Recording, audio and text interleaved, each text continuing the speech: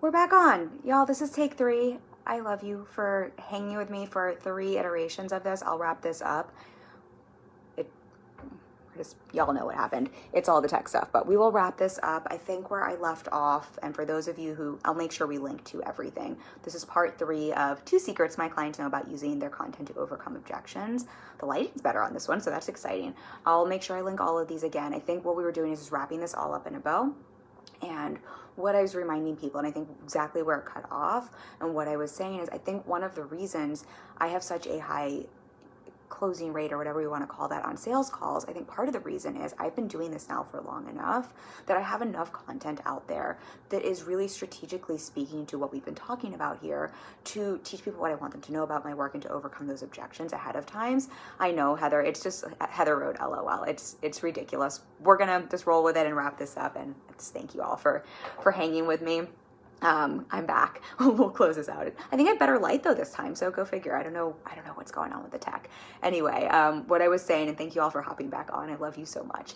And we'll tie this up in a bow, and next week I'll be back in the city and we'll have proper Wi-Fi. And Laura says woohoo commitment. Y'all, I am committed for sure. I love you all, and I always want to make sure I finish this out. You all are committed. Maybe that's what you meant, Laura. So thank you for coming back on. And we'll link all of these up, and this will be the funniest thing when I send out the replay because we're gonna have 3 links for it, if Facebook will even let us download this. So what I was saying, just to put a bow on this for everyone, and what I want you to think about is how can you start to include this as a part of your content strategy and do this consistently.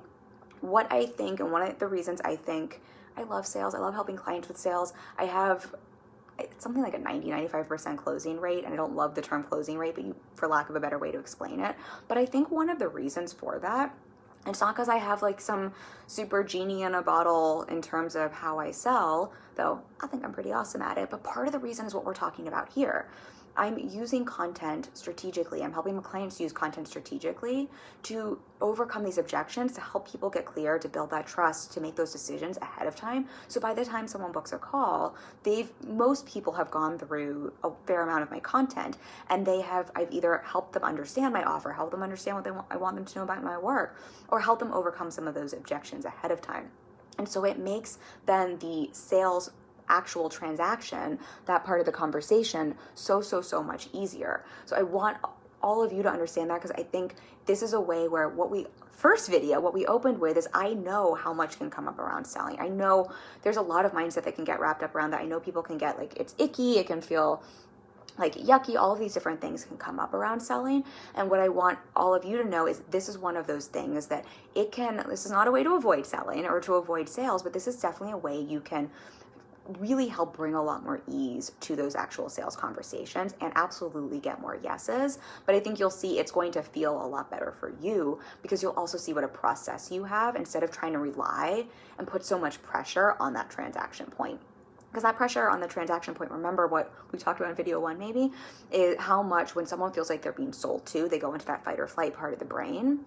And for any of you, if you're in that pressurized place because you're like, I gotta like get this sale because I haven't done anything on the front end, that also puts a lot of pressure on you, which changes the way you show up in that sales conversation or in, that part of where it's more about the transaction. So allow this to allow you to help you overcome those objections before anyone ever gets, to use your content for that before someone gets on the call, and also allow this to take some of the pressure off around the sales process overall, and remind yourself that like you're always selling, so there doesn't have to be so much pressure on that point of transaction. Stephanie live again, LOL, yes. Take 3. We're making it work. Heather says, Laura says, haha, I meant you, Kim. Yes, I am nothing but committed. Heather says, it's been awesome. Your energy is great on this one. Thank you all. Y'all are the best. Heather, thank you for that reflection. I think it's because I love this topic so damn much. I will close with a reminder for everyone. If you want to hang with me for a free live Q&A and get to ask me all your burning questions about mindset and marketing and sales and how to make money doing what you love on your terms, I am hosting a free live Q&A in 2 weeks. It'll be in the morning at 8 a.m. because it's before client calls. You do have to sign up for this because I will be sending you a private Zoom link. I did this for my podcast launch for a few people, and I did this when we ended Sellout Without Feeling Like a Sellout. And I'm loving these Q&As and getting to connect with you a little bit more one-on-one and in a group setting. So think trying to think, it's like almost like group coaching without the price tag. And I've been loving getting to do that instead of, I mean, I love sharing information this way with you, but I think it's really nice to get to answer some of your questions, your specific questions to your business. I will have a replay for it.